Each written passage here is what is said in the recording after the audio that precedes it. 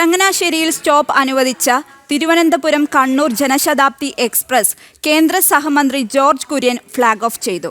ഭാവിയിൽ രാജ്യത്തെ എല്ലാ റെയിൽവേ സ്റ്റേഷനുകളിലും അമൃത് സ്റ്റേഷനുകളായി വികസിപ്പിക്കപ്പെടുമെന്ന് പ്രധാനമന്ത്രി നരേന്ദ്രമോദിയുടെ ദീർഘവീക്ഷണത്തിൽ വികസന പ്രവർത്തനങ്ങൾ കുതിക്കുകയാണെന്നും ജോർജ് കുര്യൻ പറഞ്ഞു. തിരുവനന്തപുരം സെൻട്രൽ കണ്ണൂർ ജനശതാബ്ദി എക്സ്പ്രസിന് ചങ്ങനാശ്ശേരി റെയിൽവേ സ്റ്റേഷനിൽ സ്റ്റോപ്പ് അനുവദിച്ചത് യാത്രക്കാർക്ക് വലിയ നേട്ടമായിരിക്കുകയാണ്. ട്രെയിനിനെ വരവേറ്റ കേന്ദ്രമന്ത്രി ജോർജ് കുര്യൻ ചങ്ങനാശ്ശേരിയിൽ നിന്നുമുള്ള ട്രെയിനിന്റെ ഫ്ളാഗ് ഓഫും നിർവഹിച്ചു.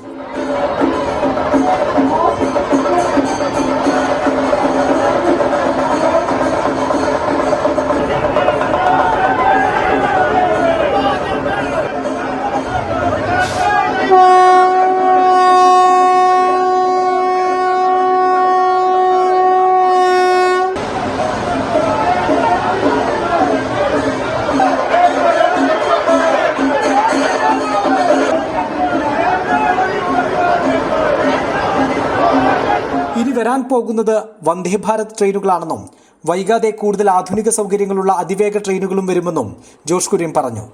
കേരളത്തിൽ 35 റെയിൽവേ സ്റ്റേഷനുകളെ അമൃത് സ്റ്റേഷനുകളായി പ്രഖ്യാപിച്ചിട്ടുണ്ട്. ഈ സ്റ്റേഷനുകളുടെ വികസനത്തിനായി 2500 കോടി രൂപ വകയിരുത്തിയിട്ടുണ്ടെന്നും അദ്ദേഹം സൂചിപ്പിച്ചു. ഭാവിയിൽ രാജ്യത്തെ എല്ലാ റെയിൽവേ സ്റ്റേഷനുകളും അമൃത് സ്റ്റേഷനുകളായി വികസിപ്പിക്കപ്പെടുമെന്നും ജോർജ് കുര്യൻ പറഞ്ഞു.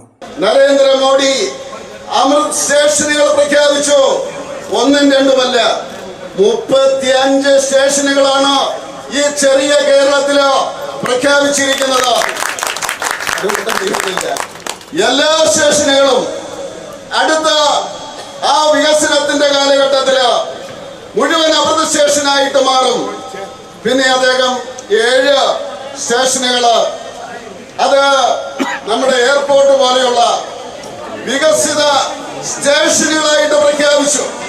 അമൃത് സ്റ്റേഷന് കേരളത്തില് 2500 കോടി രൂപ, അതുപോലെ തന്നെ ഈ വികസിത സ്റ്റേഷനുകൾക്ക് 2500 കോടി രൂപ, അതിന്റെ കൂടെ 3000 കോടി കൂട്ടിയാൽ 8000 കോടി. ശബരിപാത, പുനലൂർ റെയിൽവേ പാത എന്നിവയുമായി ചങ്ങനാശ്ശേരിയെ ബന്ധിപ്പിക്കുമെന്നും അദ്ദേഹം പ്രഖ്യാപിച്ചു. അമൃത് ഭാരത് സ്റ്റേഷൻ പദ്ധതിയിൽ ഉൾപ്പെടുത്തി ചങ്ങനാശ്ശേരിയിൽ പുതിയ റെയിൽവേ സ്റ്റേഷന്റെ നിർമ്മാണ പ്രവർത്തനങ്ങൾ പുരോഗമിക്കുകയാണ്. ഇപ്പോൾ സ്റ്റോപ്പ് അനുവദിച്ച ട്രെയിനിനും തിരിച്ചുള്ള കണ്ണൂർ തിരുവനന്തപുരം സെൻട്രൽ ജനശതാബ്ദി എക്സ്പ്രസിനും ഇനി മുതൽ ചങ്ങനാശ്ശേരിയിലും സ്റ്റോപ്പ് ഉണ്ടായിരിക്കും. മറ്റു ജനപ്രതിനിധികളും റെയിൽവേ ഉദ്യോഗസ്ഥരും ചടങ്ങിൽ പങ്കെടുത്തു. ജനം, കോട്ടയം.